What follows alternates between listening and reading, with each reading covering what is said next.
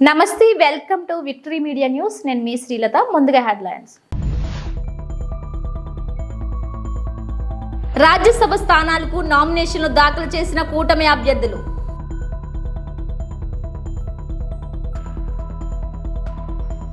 Party బలోపేతం లక్ష్యం విశాఖలో మంత్రి నాదెండ్ల మనోహర్ స్పష్టం నాగబాబుకు మంత్రివర్గంలో చోటు దక్కడంపై పిఠాపురంలో సంబరాలు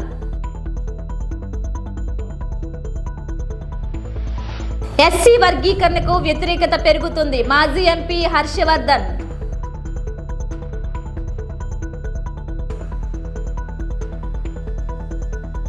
ఏపీలో 3 రాజ్యసభ స్థానాలకు కూటమి అభ్యర్థులు నామినేషన్లు దాఖలు చేశారు.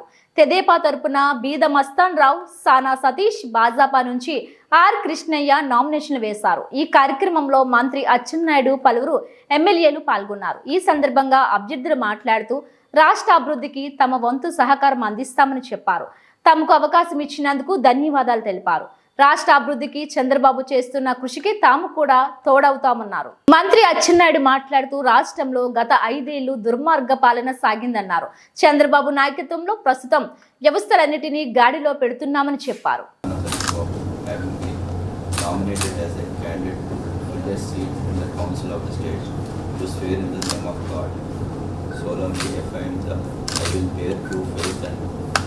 To the Constitution of India as by law established by that, I will uphold the sovereignty and integrity of the India.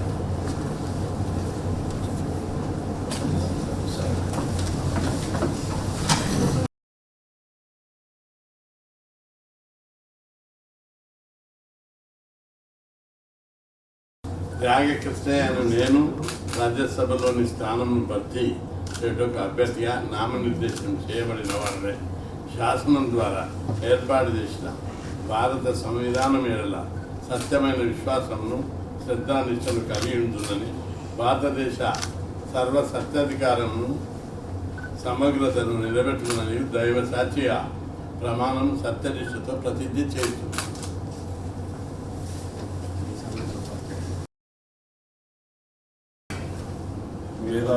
Mastan రావు యాదవ్ అని నేను రాజ్యసభలోని స్థానము భర్తీ చేయుటకు అభ్యర్థిగా నామనిర్దేశం చేయబడిన వాడనై శాసనము ద్వారా ఏర్పాటు చేయబడిన భారత సంవిధానం ఎడల సత్యమైన విశ్వాసమును శ్రద్ధానిష్టను కలిగిందననియు, భారతదేశపు సర్వ సత్తాధికారమును సమగ్రతను నిలబెట్టుతుననియు దైవ సాక్షిగా ప్రమాణము ప్రతిజ్ఞ చేయుచున్నాను.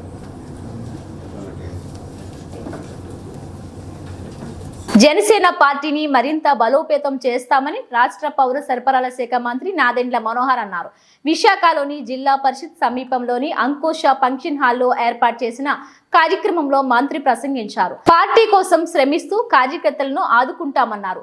ఉమ్మడి విశాఖ జిల్లాలో మొత్తం 11 మంది జన సైనికులు రోడ్డు ప్రమాదాల్లో మృతి చెందారని, ఒక్కొక్క కుటుంబానికి 5 లక్షల రూపాయల బీమా చెక్కులను అందజేశారు. అలాగే గాయపడిన వారికి కూడా ఆర్థిక సాయం అందజేశారు. కార్యక్రమంలో ఎమ్మెల్యే వంశీకృష్ణ శ్రీనివాస్తో పాటు ఆయా నియోజకవర్గాల ఇన్ఛార్జీలు, కార్పొరేటర్లు పాల్గొన్నారు.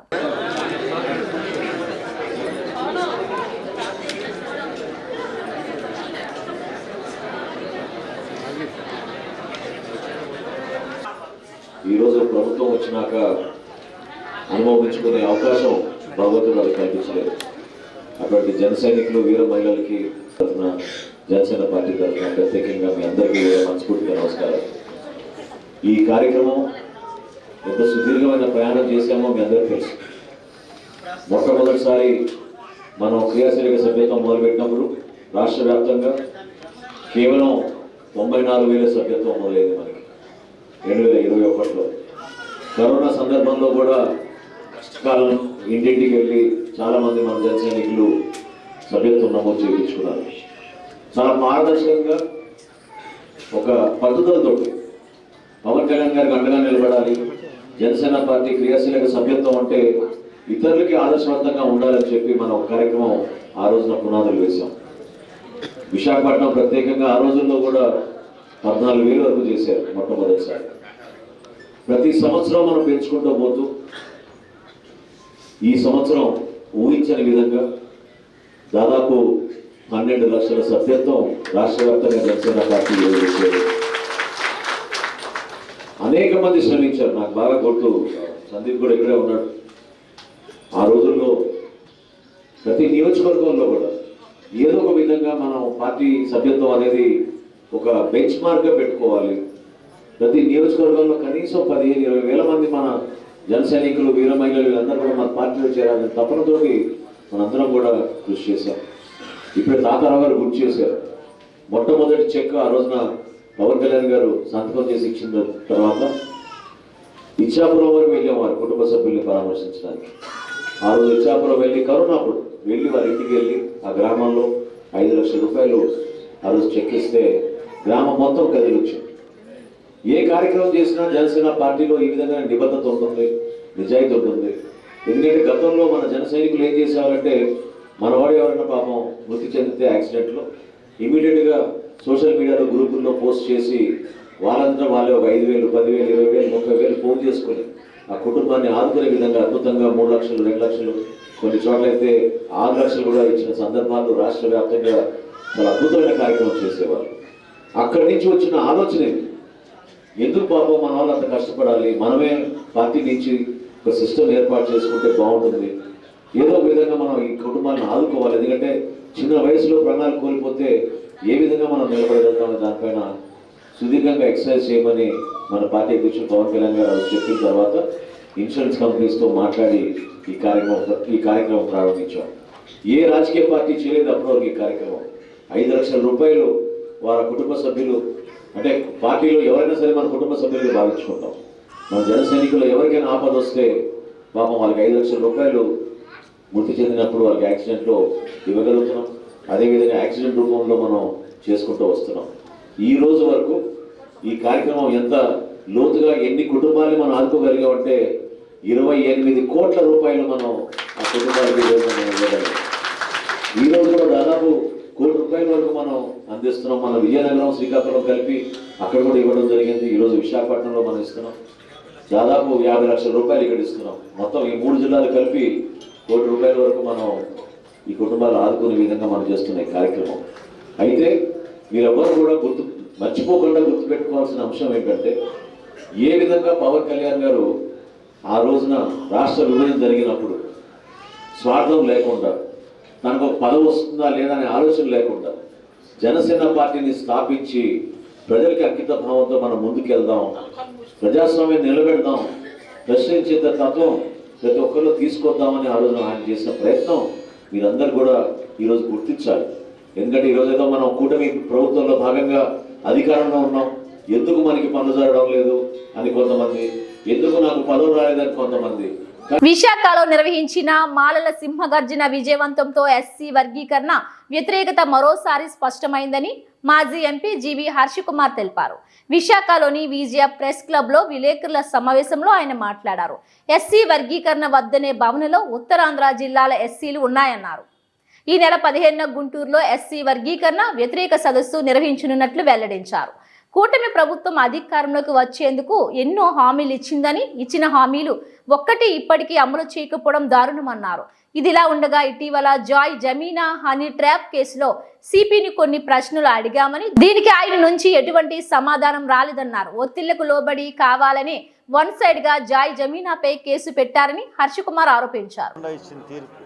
కాబట్టి దీన్ని సుప్రీంకోర్టు విత్డ్రా చేసుకుని కొత్త తీర్పు ఇవ్వాలి, లేదంటే పార్లమెంట్లో డిస్కషన్ చేసి సుప్రీంకోర్టు తీర్పును రద్దు చేసి నిజంగా పార్లమెంటుకి వర్గీకరణ చేయాలనుకుంటే 341 ఆర్టికల్ని సవరించి రాజ్యాంగ సవరణ చేసి 3/4 మెజార్టీతో సాధించి మాత్రమే వర్గీకరణ చేయాలి.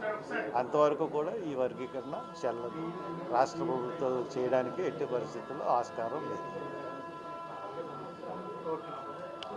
ఇంకోటి ఏంటి, జాయ్ జమీమా కేసులో సిపి అన్నది సిపి చేసింది పూర్తిగా తప్పు.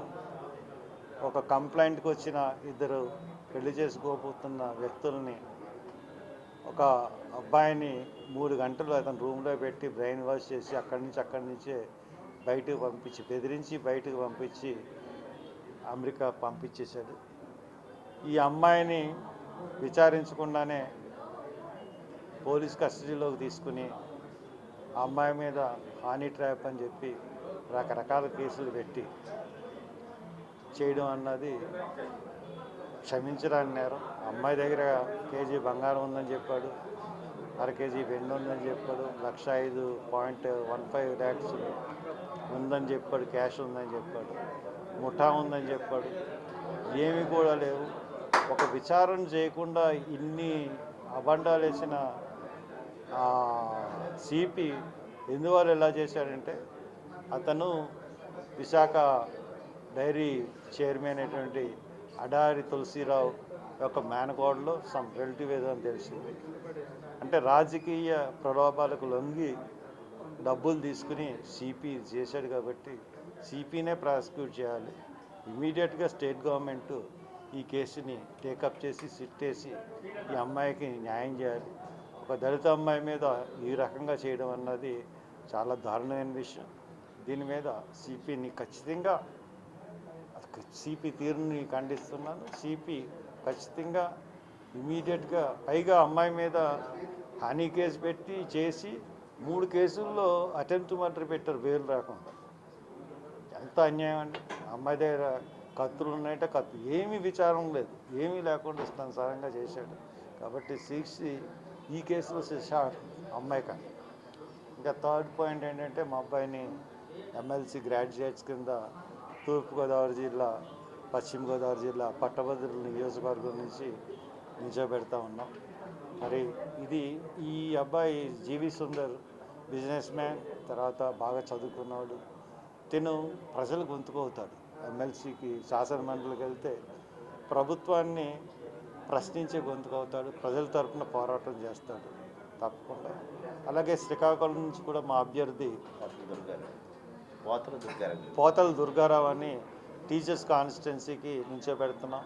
ఈ 3 ఉత్తరాంధ్ర జిల్లాల నుంచి ఆయన టీచర్స్ కాన్స్టిట్యున్సీకి పోటీ చేస్తూ ఉన్నాడు. ఆయన కూడా మేము బలపరుస్తున్నాం తప్పకుండా వీళ్ళిద్దరూ. అలాగే గుంటూరులో కూడా మేము టీచర్స్ గ్రాడ్యుయేట్స్ కాన్స్టిట్యున్సీ నుంచి మేము అభ్యర్థిని నోటిఫికేషన్ వచ్చిన తర్వాత నిలబెడతాం. ఈ 3 కాన్స్టిట్యున్సీలు ఒకవేళ వామపక్షాలతో చర్చలు ఉంటే మటుకు కొన్ని స్థానాల్లో మేము తగ్గించుకోవాల్సిన పరిస్థితి వస్తే మేము చర్చల ద్వారా పరిష్కరించుకుని ఎలక్షన్స్లో ముందుకెళ్తామని చెప్పి తెలియదు. విశాఖ డైరీపై విచారణ చేపట్టాలని ఇటీవల అసెంబ్లీలో సభ్యులంతా ముక్తకంఠంతో కోరిన మీదట రాష్ట్ర ప్రభుత్వం వేసిన ప్రత్యేక హౌస్ కమిటీ బృందం డైరీని సందర్శించింది. కమిటీ చైర్మన్ జ్యోతుల నెహ్రూ నేతృత్వంలో సభ్యులు బోండా ఉమామహేశ్వరరావు, వెలగపూడి రామకృష్ణ బాబు, పల్లా శ్రీనివాసరావు, గౌతు శిరీష, ఆర్వీఎస్కే రంగారావు, దాట్ల సుబ్బరాజులు ఉదయం 10 గంటలకు డైరీలోకి ప్రవేశించారు. డైరీపై వచ్చిన ఆరోపణల నేపథ్యంలో ప్లాంట్ను క్షుణ్ణంగా పరిశీలించిన బృందం అక్కడ పనిచేస్తున్న కార్మికులు, పలువురు రైతులతో మాట్లాడింది. అనంతరం మీడియా సమావేశంలో జ్యోతుల నెహ్రూ మాట్లాడుతూ, సుమారు 3 లక్షల మంది రైతులతో ముడిపడి ఉన్న డైరీపై అనేక ఆరోపణలు వచ్చాయని, తమ విచారణలో తేలిన ప్రతి విషయాన్ని ప్రభుత్వం దృష్టికి తీసుకెళ్తున్నట్లు తెలిపారు. రైతాంగానికి నష్టం కలిగించేలా వ్యవహరిస్తే ప్రభుత్వ పరంగా చర్యలు ఉంటాయని స్పష్టం చేశారు. విచారణ కమిటీ రాక దృష్ట్యా డైరీ ఆవరణలో భారీ బందోబస్తు ఏర్పాటు చేశారు. డైరీ మీద వచ్చినటువంటి ఆరోపణల మీద ఆంధ్ర రాష్ట్ర లెజిస్లేటివ్ కమిటీని శాసనసభ నియమించడం జరిగింది. ఆ సందర్భంగా ఇందులో ఉన్నటువంటి నిజానిజాలు ఏంటి తెలుసుకోవాలనేటటువంటి ఆలోచనతో మొట్టమొదటిసారిగా ఈ ప్లాంట్కి రావడం జరిగింది. ఆ సందర్భంగా సుదీర్ఘంగా ఇక్కడ ఉన్నటువంటి ప్లాంట్ అధికారులతోటి జిల్లా అధికారులు కలిసి దీని మీద వచ్చినటువంటి ఆరోపణలు అన్నిటినీ కూడా చర్చించడం జరిగింది. అయితే మీరు అడగొచ్చు ఈ చర్చల్లో ఏమొచ్చింది అని చెప్పి. మరింత సందేహాలు వచ్చాయి. చర్చల్లో వారు ఇచ్చినటువంటి యాజమాన్యం ఇచ్చినటువంటి సమాధానాలు చూస్తే వచ్చినటువంటి ఆరోపణల కంటే సందేహాలు ఎక్కువ పెరిగినటువంటి పరిస్థితి ఉంది. ప్రస్తుతానికి ఇంకా ఏమి క్లారిటీ రాలేదు. మళ్ళీ భవిష్యత్తులో దీని మీద నిపుణులు కూడా వేసి ఇక్కడ ప్రధానంగా ఒక ఆడిటర్ ఉండాల్సినటువంటి అవసరం ఉంటుంది. ఆర్థిక నిపుణుడు. అలాగే కంపెనీ యాక్ట్ను పూర్తిగా క్షుణ్ణంగా తెలుసున్నటువంటి ఒక వ్యక్తిని, అదే రకంగా కోఆపరేటివ్, ఈ అన్నిటినీ ముగ్గురిని కూడా చూసుకునే వాళ్ళతో పాటు మా కమిటీ కూడా క్షుణ్ణంగా పరిశీలన చేసి దీని మీద తగు నిర్ణయం తీసుకోవడం జరుగుతుంది. ఈ వచ్చినటువంటి ఆరోపణలు చూసినట్టయితే ఇక్కడ పాడి రైతులకు సరి అయినటువంటి న్యాయం జరగటం లేదు. గతంలాగా ఈ కంపెనీ యాక్ట్ వచ్చిన తర్వాత పాడి రైతులకి లబ్ధి జరగటం లేదు. అలాగే రైతాంగానికి వైద్య సౌకర్యం అందటం లేదు. ఏదైతే లేబర్ కాంపోనెంట్ ఉందో ఈ లేబర్కి కూడా సరైనటువంటి విధానంలో వాళ్ళ జీతభత్యాలు కూడా కటింగ్లు జరుగుతున్నాయి, నష్టం జరుగుతుంది మాకు అని చెప్పేసి కూడా ప్రధానంగా ఇవాళ చెప్పినటువంటి పరిస్థితి ఉంది. ఇది కంపెనీ కింద కన్వర్ట్ అయిన తర్వాత ఇక్కడ ఇప్పటికీ మానవ హక్కుల ఉల్లంఘనలు అనేక చోట్ల జరుగుతూనే ఉన్నాయని మానవ హక్కుల కౌన్సిల్ రాష్ట్ర కార్యదర్శి మంత్రి శ్యామ్ ప్రసాద్ అన్నారు. విశాఖ నగరంలోని అల్లూరు సీతారామరాజు విజ్ఞాన కేంద్రంలో జరిగిన వేడుకల్లో పలువురు ప్రముఖులు పాల్గొని మానవ హక్కుల గురించి వివరించారు. అందరికీ స్వేచ్ఛ, అందరికీ సమానత్వం మరియు న్యాయం అనే అంశంపై జరిగిన సదస్సులో దామోదర్ సంజీవయ్య, మాజీ ఉపకులపతి ప్రొఫెసర్ వై సత్యనారాయణ మాట్లాడుతూ రాజ్యాంగం ప్రజలకు అనేక హక్కులను కల్పించిందన్నారు. అయితే రాజ్యాంగంలో కల్పించిన మానవ హక్కులను నేడు ప్రభుత్వాలు తమ అధికార దుర్వినియోగంతో వాటికి భంగం కలిగిస్తున్నాయని ఆవేదన వ్యక్తం చేశారు. ఈ సందర్భంగా వివిధ కాలేజీల నుండి హాజరైన విద్యార్థులకు మానవ హక్కుల చట్టాలపై అవగాహన కల్పిస్తూ తదనంతరం చట్టాలపై ప్రసంగించిన విద్యార్థులకు బహుమతులు, సర్టిఫికెట్లు అందజేశారు. అనంతరం మానవ హక్కుల కౌన్సిల్ క్యాలెండర్ రిలీజ్ చేసి సుమారు 300 మంది విద్యార్థులకు అందజేశారు. కార్యక్రమంలో మానవ హక్కుల ప్రతినిధులు ఎస్వి రమణ తదితరులు పాల్గొన్నారు. ఏ పని మీద మనం వచ్చామో ఆ పని చేసేయాలి, లేదంటే you will be no more. అంతేనా? చిన్న సందేశం ఉంది అంతే, అంతకన్నా మీకు ఎక్కువ అక్కర్లేదు. మాకు డిఫెన్స్ దీని ముఖ్య ఉద్దేశం ఏంటి నాకు చెప్పడం, ఈరోజు మనం ఎలా కమెమరేట్ చేసుకోవాలి, ఎలా గుర్తుంచుకోవాలి. Human rights December 10th Telugu Hindi మరి కలపం లేదు. రైట్, కోడీకరించి అనుభవాన్ని మనం తీసుకొని Ambedkar how to do best social justice. Shyam Prasad, మానవ హక్కుల కౌన్సిల్ రాష్ట్ర కార్యదర్శిని. అంతర్జాతీయం కల్పించారంటే మనం రాజ్యాంగం ఆమోదించిన రోజు నుంచి మనకు అమల్లోకి వచ్చింది. అలాగే universal declaration of human rights ఐక్యరాజ్య సమితి ఇది చేసినప్పుడు దాంట్లో చాలా స్పష్టంగా ప్రతి ఒక్కరికి హక్కులు కాపాడుకోవాల్సిన బాధ్యత ఉంది, ప్రతి ఒక్కరికి జీవించే హక్కు ఉంది.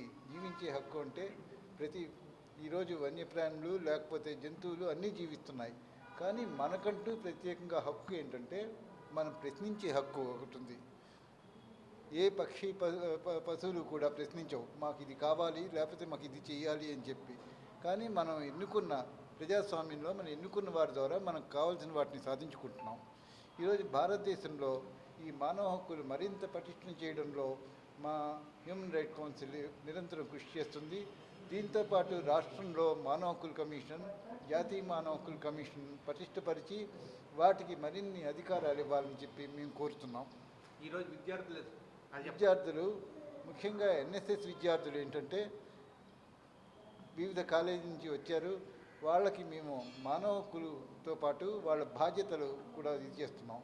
మానవ హక్కుల ఉల్లంఘన ఏ విధంగా జరుగుతుంది, దాన్ని ఎలా గుర్తించాలి, దాన్ని మనం ఏ విధంగా స్వీకరించాలి, దానికి బాధితులకి ఎలాంటి ఉపశమనం కల్పించాలి, దానికి కల్పించడానికి మనకున్న హక్కు ఏమిటి.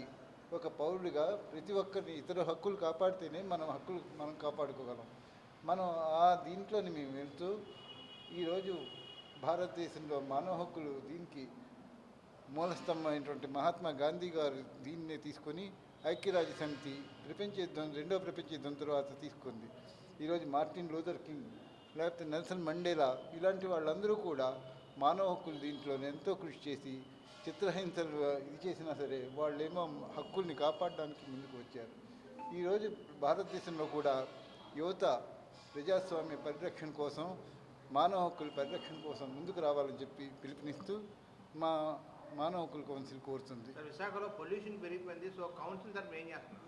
విశాఖలో మేము 2000 సంవత్సరం నుంచి కూడా ఆ రోజుల్లో జాతీయ గ్రీన్ ట్రిబ్యునల్ లేదు. జాతీయ గ్రీన్ ట్రిబ్యునల్ 2010లో వచ్చింది. దానికి ముందే మేము విశాఖపట్నంలో కాలుష్యం, పటాన్ చెరువు, మిగతా హైదరాబాద్లోని పటాన్ చెరువు ఇలాంటి చోట జరుగుతున్నటువంటి పరిశ్రమల వల్ల కాలుష్యాన్ని మేము ఇది చేస్తూ అప్పట్లో మేము కేసులు జాతీయ మానవ హక్కుల కమిషన్ ద్వారానే సాధించాం. విశాఖపట్నంలో తీసుకున్నట్టయితే పోర్ట్ ట్రస్ట్ విపరీతంగా కాలుష్యం వెదజల్లేది.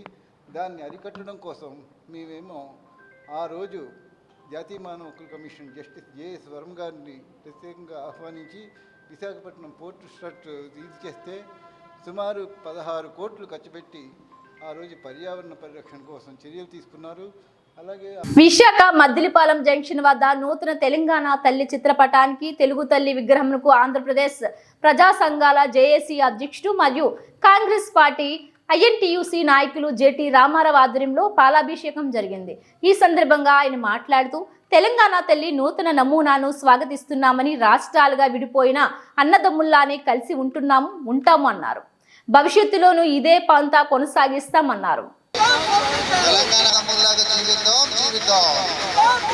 ఆంధ్ర తెలంగాణ మధ్య ఎటువంటి సమస్యలు లేకుండా అన్నదమ్ముల్లా కలిసి ఉందాం. తెలంగాణ తల్లి నూతన నమూనాను స్వాగతిద్దాం తల్లి. జై తెలుగు తల్లి.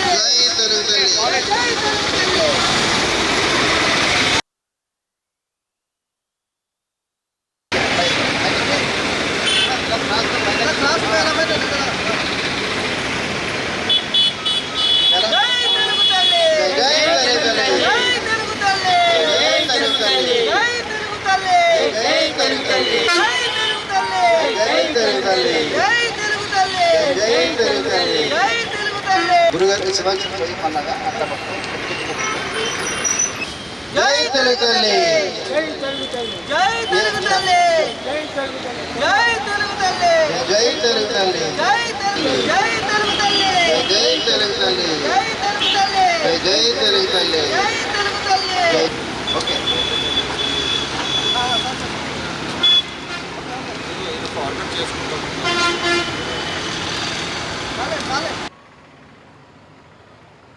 ఈరోజు విశాఖ మద్దిలపాలెం జంక్షన్లో తెలుగు తల్లి విగ్రహం వద్ద గవర్నమెంట్ ఆఫ్ తెలంగాణ తల్లి నూతన నమూనా చిత్రపటానికి పాలాభిషేకం చేయడం జరిగింది. తెలంగాణ తల్లి నమూనా మీద, నూతనంగా ఏర్పాటు చేసిన విగ్రహం మీద, ఆ విధి విధానాల మీద ఆంధ్రప్రదేశ్లో ఎక్కడా కూడా వ్యతిరేకత అనేది లేదు. ఆంధ్ర ప్రాంత ప్రజలు తెలంగాణతో సహృద్భావంతోనే ఉన్నారు. ఆంధ్ర తెలంగాణ రాష్ట్రాలుగా, ప్రాంతాలుగా విడిపోయిన అన్నదమ్ముల్లాగానే మేమంతా కలిసి ఉన్నాం తప్ప గతంలోలాగా వైషమ్యాలు కానీ, డిసెంబర్ 9 లాంటి ఇబ్బందులు కానీ ఏమీ లేవని చెప్పి తెలియజేసుకుంటా ఉన్నాను. ఇప్పటికైనా సరే కేంద్ర ప్రభుత్వం ఏపీ తెలంగాణ ప్రజలు అన్నదమ్ముల్లా ఉన్న సందర్భంలో పెండింగ్ ప్రాజెక్టులు, పెండింగ్ సమస్యలు పరిష్కరించాలని కోరుతా ఉన్నాము. 10 ఏళ్ళు అయినప్పటికీ, ప్రజలు శాంతియుతంగా ఉన్నప్పటికీ కూడా కేంద్ర ప్రభుత్వం ఈ ప్రాంతంలో ఉన్న పోలవరం కానీ, రైల్వే జోన్ కానీ, అమరావతి వంటి అంశాలు ఇంకా ఇప్పటికీ కూడా పరిష్కరించలేదు. హైదరాబాద్తో ఉన్న ఉమ్మడి ఆస్తులు కూడా సరిగా రాలేదు. కాబట్టి ప్రజల్లో శాంతియుత వాతావరణం ఉన్న సందర్భంలో దీన్ని మీరు గమనించి కేంద్ర ప్రభుత్వం ఏపీ తెలంగాణ ప్రజల ఐకమత్యాన్ని గుర్తించి పెండింగ్ ప్రాజెక్టులు, పెండింగ్ సమస్యలు పరిష్కరించాలని చెప్పి కోరుతా ఉన్నాను. జేటీ రామారావు, ఏపీ ప్రజా సంఘాల జేఏసీ అధ్యక్షులు. అంతర్జాతీయ మానవ హక్కుల సందర్భంగా సన్ గ్రీన్ ఆధ్వర్యంలో అంతర్జాతీయ మానవ హక్కుల దినోత్సవం విశాఖలోని ఎంబీపీ కాలనీ ఎస్ రాజా కాలేజ్ ఆవరణలో ఘనంగా నిర్వహించారు. ఈ కార్యక్రమానికి సన్ గ్రీన్ సంస్థ CEO, world human rights protection commission జాతీయ వైస్ ప్రెసిడెంట్ కె శృతి అధ్యక్షత వహించారు. ఈ సందర్భంగా ఆమె మాట్లాడుతూ ఈ సంవత్సరం థీమ్ అయిన hour rights our future right now గురించి వివరించారు. విద్యార్థులు బాధ్యతగా ఉంటూ తమ హక్కుల రక్షణకు పాటుపడాలన్నారు.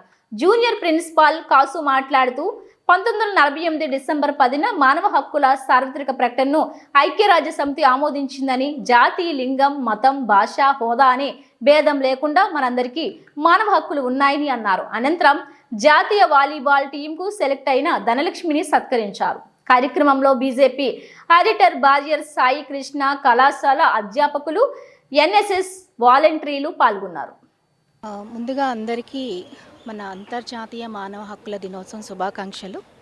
నా పేరు doctor Shruti, national vice president of world human rights protection commission, Delhi.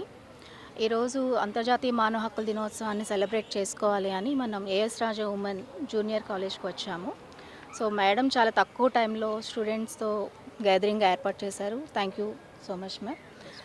యాక్చువల్గా మానవ హక్కులు అంటే ఏదో మనం గొడవ పడాలని కాదు, శాంతియుత మార్గంలో హక్కులంటే దేశం కోసం మనం ఏం చేయక్కర్లేదు. మన ఇంట్లో మనం శాంతియుతమైన వాతావరణం నెలకొల్పడానికి ప్రథమ పునాది అమ్మాయిల నుండే వస్తుంది.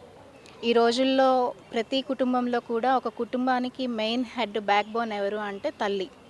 తల్లి అంటే చిన్నప్పటి నుండి చదివి పెరిగి ఆమె జీవనశైలి ప్రకారం పెళ్లి చేసి పంపిన తర్వాత పిల్లలు పుడతారు, వాళ్ళని సంరక్షించి వాళ్ళకి మళ్ళీ మనవలు, ఇవన్నీ అంటే ఒక వృక్షానికి ఆది మూలం తల్లి. సో అలాంటి రోల్ మనం అందరం ఈరోజు ప్లే చేస్తున్నాము, దశల వారీగా ప్లే చేస్తాం. సో మన ఇంట్లో శాంతియుతమైన హక్కులు అంటే గొడవ పడడం కాదు, మన వలన ఎవరు బాధపడకుండా ఆ కుటుంబాన్ని చక్కదిద్దే కార్యక్రమం మన మహిళలు, మన ఆడపిల్లలతో మొదలు పెడితే ప్రతి కుటుంబంలో కూడా వయోవృద్ధులు అంటే ముసలివారు ఎలాంటి అనాథాశ్రమాలకి వెళ్లకుండా మనతో పాటే ఉంటారు. ఈ వరల్డ్ హ్యూమన్ రైట్స్ డే సందర్భంగా మా తరపున మేము చేసే విజ్ఞప్తి ఏంటి అంటే, మనకి ఫ్యాషన్ అయిపోయింది పేరెంట్స్ని ఓల్డేజ్ హోమ్లో పెట్టడం. ఏముంది, మేము అక్కడ సంపాదిస్తున్నాం, ఇక్కడ పెడుతున్నాం, వాళ్ళు చూసుకుంటారు అంటారు. కానీ ఆ వయసులో మనం చిన్నప్పుడు మన తల్లిదండ్రులు మనల్ని ఎంత సంరక్షణ చేస్తే మనం ఈరోజు ఈ స్థాయికి వచ్చాం. అదే తల్లిదండ్రులు వాళ్ళ వృద్ధాప్యంలో మన నుండి కూడా అంతే ప్రేమని వాళ్ళు కోరుకుంటారు. అలాంటి ప్రేమ ఇవ్వలేనప్పుడు మనం ఎన్ని జాబులు చేసినా, ఎంత మనం సంపాదించినా కూడా అది వృధా ప్రయాస అవుతుంది. సో ఈ అంతర్జాతీయ మానవ హక్కుల దినోత్సవం సందర్భంగా మన ప్రతి ఆడపిల్లకి కూడా మా తరపున మేము విజ్ఞప్తి చేసేది, ప్రతి ఒక్కరిని మన ఇంట్లో ప్రతి ఒక్కరిని ప్రేమతో ఆదరించి అందరం కలిసి ఉండాలి అనే నినాదంతో మీరు ప్రతి ఇంట్లో మీ ఇంట్లో ఏమైనా గొడవలు పడుతున్నా మీరు సర్దుబాటు చెప్పి, వయసుతో సంబంధం లేదు పెద్దరికం తీసుకోవడానికి, సో మీరు సర్దుబాటు చెప్పి ఆ గొడవలు జరగకుండా ప్రతి కుటుంబం కూడా అన్యోన్యంగా సంతోషంగా ఉండేలా మీరందరూ సహకరించాలని ఈ వరల్డ్ హ్యూమన్ రైట్స్ డే రోజు ఈ ఏఎస్ రాజా కాలేజ్లో అందరం ఇలా గ్యాదర్ అవ్వడం అనేది కూడా చాలా సంతోషకరంగా ఉంది. ఎందుకంటే ఆల్మోస్ట్ ఒక 1.5 అవర్ బిఫోర్ ముందే నేను ప్రిన్సిపల్ మేడంతో మాట్లాడాను. మేడం ఇట్లా ఉంది అంటే రెనోవేషన్ అవుతుందమ్మా అని అన్నా కూడా just gathering madam 10 to 15 minutes అంటే చాలా పాజిటివ్గా ఆమె మాకు సహకరించారు. ఆ తర్వాత స్టూడెంట్స్ గ్యాదరింగ్ దగ్గర తెలుగు మేడం వరలక్ష్మి మేడం చాలా స్పాంటేనియస్గా అందరినీ ఒక వేలో. జనసేన పార్టీ రాష్ట్ర ప్రధాన కార్యదర్శి కొనిదెల నాగబాబుకు మంత్రివర్గంలో చోటు దక్కడం చాలా ఆనందంగా ఉందని పిఠాపురం నియోజకవర్గం జనసేన ఇన్ఛార్జ్ మర్రెడ్డి శ్రీనివాస్ అన్నారు. ఈ సందర్భంగా మర్రెడ్డి శ్రీనివాస్ అధ్యక్షతన సీతయ్య గారి తోటలో జనసేన పార్టీ కార్యాలయంలో మీడియా సమావేశం ఏర్పాటు చేశారు. ఈ సమావేశంలో ఆయన మాట్లాడుతూ నాగబాబుకి కేబినెట్ మినిస్టర్ గా హోదా కల్పించడం పార్టీ కేడర్లో మరింత బలం చేకూరిందని, పార్టీలో కష్టపడి పనిచేసిన ప్రతి ఒక్కరికి గుర్తింపు ఉంటుందన్నారు. ముందుగా నాగబాబుకి కేబినెట్ మినిస్టర్ గా నియమించినందుకు రాష్ట్ర ముఖ్యమంత్రి నారా చంద్రబాబు నాయుడు, పిఠాపురం నియోజకవర్గం శాసనసభ్యుడు, రాష్ట్ర ఉప ముఖ్యమంత్రి కొనిదెల పవన్ కళ్యాణ్లకు మీడియా ద్వారా కృతజ్ఞతలు తెలియజేశారు. జనసేన నాయకులు, వీర మహిళలు, పార్టీ కార్యకర్తలు మరియు జన సైనికులు ఏర్పాటు చేసిన భారీ కేకును మర్రెడ్డి శ్రీనివాస్ కట్ చేసి అందరికీ పంపిణీ చేశారు. ఈ సందర్భంగా పార్టీ కార్యాలయంలో ఆనందోత్సవ వేడుకలు జరుపుకున్నారు. జనసేన పార్టీ ప్రధాన కార్యదర్శి కొనిదెల నాగేంద్రబాబు గారికి ఈవేళ రాష్ట్ర మంత్రివర్గంలో చోటు కల్పించబోతున్నట్టు గౌరవ ముఖ్యమంత్రులు నారా చంద్రబాబు నాయుడు గారు నిన్నటి రోజున అధికారికంగా ప్రకటించడం జరిగింది. చాలా సంతోషం. ఈ సందర్భంగా అవకాశం కల్పించిన నారా చంద్రబాబు నాయుడు గారికి, అదేవిధంగా జనసేన పార్టీ అధ్యక్షులు, మన పిఠాపురం శాసనసభ్యులు మరి ఉప ముఖ్యమంత్రి పవన్ కళ్యాణ్ గారికి కూడా మా తరఫున, జనసేన పార్టీ తరఫున, పిఠాపురం వాసుల తరఫున కూడా ప్రత్యేక ధన్యవాదాలు తెలియజేసుకుంటున్నాం. ఎందుకంటే నాగబాబు గారి సుదీర్ఘ అనుభవం, వారు 2000 ప్రజారాజ్యంలో కావచ్చు, జనసేన పార్టీలో కావచ్చు, 2018 నుంచి కూడా పార్టీ కోసం ఆయన నిరంతరం కృషి చేస్తూనే ఉన్నారు. 2019లో నర్సాపూర్ నియోజకవర్గం నుంచి ఎంపీగా పోటీ చేశారు. అప్పుడు ఓటమి చూసాం. అదేవిధంగా మొన్న అనకాపల్లి నుంచి పోటీ చేయించాలని ముందుగా నిర్ణయించారు. కాకపోతే పొత్తులో భాగంగా కూడా ఆ సీటుని భారతీయ జనతా పార్టీ వారికి కేటాయించడం జరిగింది. అయినప్పటికీ కూడా అధ్యక్షుల వారి ఆదేశాలతోటి ఈ పిఠాపురం నగరంలో 50 రోజులు ఇక్కడే ఉండి ఆనాటి ఎలక్షన్ క్యాంపెయిన్ తానే అన్నీ నడిపించి మా అధ్యక్షుల వారి విజయంలో చాలా కీలక భూమిగా పోషించారు. అదే కాదు, నాగబాబు గారు ఈ 6 ఏళ్ల కాలంలో పార్టీ కోసం చేసిన శ్రమ, దానికి ప్రతిఫలంగానే ఈవేళ మేమందరూ కూడా భావిస్తున్నాం. ఈవేళ నాగబాబు గారికి పదవి వచ్చిందంటే జనసేన పార్టీలో ఉన్న ప్రతి నాయకుడు కార్యకర్త కూడా తనకే పదవి వచ్చినట్టుగా చాలా భావిస్తున్నాం మేమంతా కూడా. ఇది చాలా భావోద్వేగమైనటువంటి విషయం. అదేవిధంగా కూడా అంటే నాగబాబు గారితో చాలామంది ఇక్కడ ఉన్న ప్రతి నాయకుడికి అనుబంధం ఉంది. ఆయనతోటి తెలియని వారు కానీ పార్టీలో ఎవరు ఉండరు, అసలు కార్యకర్తలు ఉన్నవారు. అనేక సందర్భాల్లో వారిని వ్యక్తిగతంగా కలిసి వారి సమస్యలన్నీ వినటం కానీ, దాన్ని సరైన సమయంలో అధ్యక్షుల వారి దృష్టికి తీసుకెళ్ళటం కానీ, అనేక సమస్యలు పరిష్కరించడం, ఈ పార్టీని పటిష్టంగా నిర్మించడానికి ఆయన ఎంతో ప్రయత్నం చేశారు. మేము ఒకటే అనుకుంటున్నాం, ఈవేళ ఇక్కడ ఎవరో అంటున్నట్టుగా కూడా బంధవ్యాలు ఇవన్నీ ముఖ్యం కాదు. పార్టీ కోసం మనం ఎంత గట్టిగా నిలబడ్డాం, పార్టీకి చేసిన మన సేవలు ఎటువంటి దాన్ని బట్టే పదవులు లభిస్తాయి. మేమెవరూ కూడా నాగబాబు గారిని వేరుగా చూడటం లేదు. మాలో భాగం, మా నాయకుడికి పదవి వస్తే మాకు పదవి వచ్చిందిగా మేమంతా భావిస్తున్నాం. నిన్నటి రోజు నుంచి కూడా ఈ రాష్ట్రంలో ఒక్కసారిగా నాగబాబు గారి పదవి ఇచ్చినట్టునే వచ్చినటువంటి జన సైనికుల్లో ఉన్నటువంటి సందోహం అంతా ఇంత కాదు. ఎందుకంటే ప్రతి ఒళ్ళు కూడా మేము నాగబాబు గారితో ఐడెంటిఫై ఉన్నాం. కార్యకర్త ప్రతి ఒక్కరు కూడా నాగబాబుతో ఐడెంటిఫై ఉన్నారు. ఈ సందర్భంగా మా నాగబాబు గారిని మంత్రి పదవితో ఇచ్చినటువంటి మన చంద్రబాబు నాయుడు గారికి, అదేవిధంగా మా అధ్యక్షుడైనటువంటి పవన్ కళ్యాణ్ గారికి మరొకసారి మా ధన్యవాదాలు తెలుసుకుంటూ మీ ద్వారా ఇదంతా కూడా వారికి తెలియజేయాలనే ఉద్దేశంతో ఈ కార్యక్రమాన్ని ఏర్పాటు చేయడం జరిగింది. ఇవి బులెటిన్ అప్డేట్స్. మరిన్ని వార్తా విశేషాలతో మళ్ళీ కలుద్దాం. చూస్తూనే ఉండండి విక్టరీ మీడియా న్యూస్.